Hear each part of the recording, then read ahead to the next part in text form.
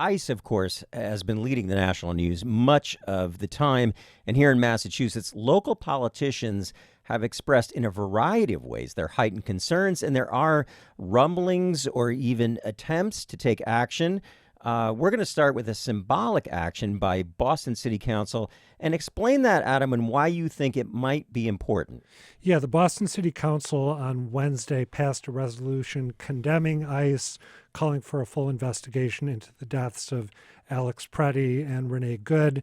This is something that you might find predictable, given that the Boston City Council leans to the left.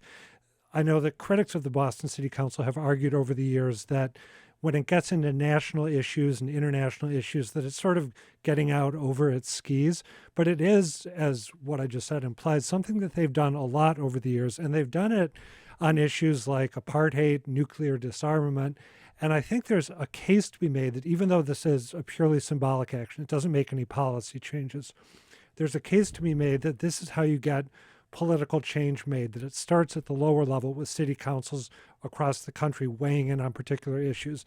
Then it sort of trickles up to the state house level, and you see legislation being passed that actually is meaningful in terms of policy. And then that the same dynamic continues, and you have it heading up to the national level. So this was not a surprise, but I think maybe more meaningful than some skeptics probably believe.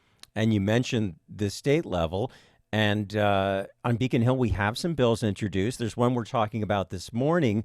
Governor Healy introducing a bill that would limit where ICE can go in the state to make arrests. So we already are seeing some action. Tell us about that. For a long time, Beacon Hill was, I think, apprehensive about acting to limit ICE.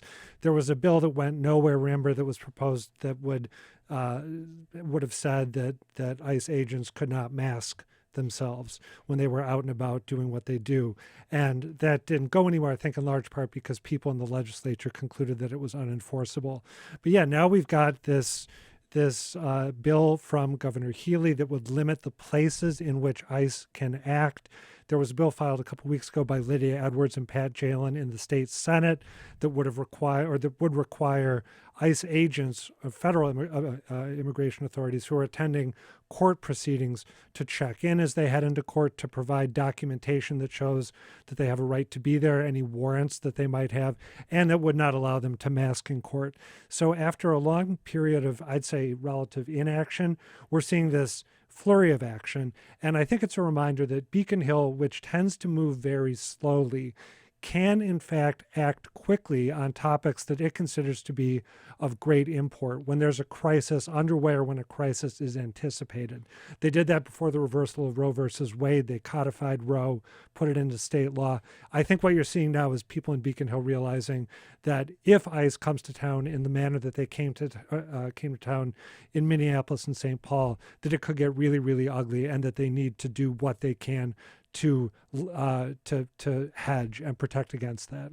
And of course, we would expect that anything that happens in a state legislature, including here, would have to go then into the federal court system, that there would be a challenge. Yeah, I take it for granted that, were any of these laws passed and were they applied against ICE, that we'd see litigation. Yeah. And now also, there's been a growing chorus of Democratic officials saying President Trump should fire Homeland Security Secretary Kristi Noem, and our governor is among them. Kristi Noem's got to go. ICE has got to get out of these communities now.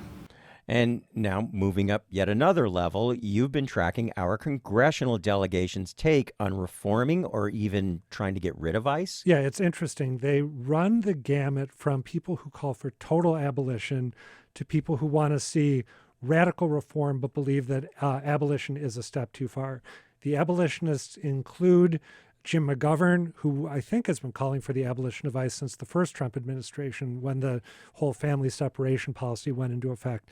Ayanna Pressley called for it on Boston Public Radio yesterday. We can take a quick listen. We have to stop this campaign of terror, and we have to abolish ICE. So she's very unequivocal about it, as is McGovern.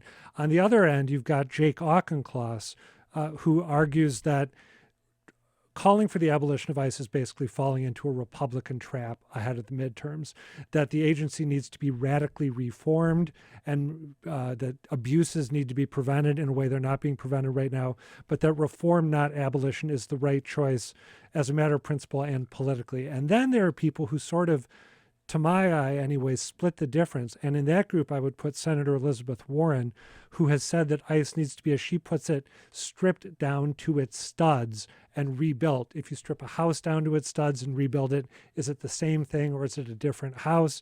Kind of a heavy philosophical question. So I'm not quite sure which camp to put her in. But yeah, they run the gamut from abolish to reform.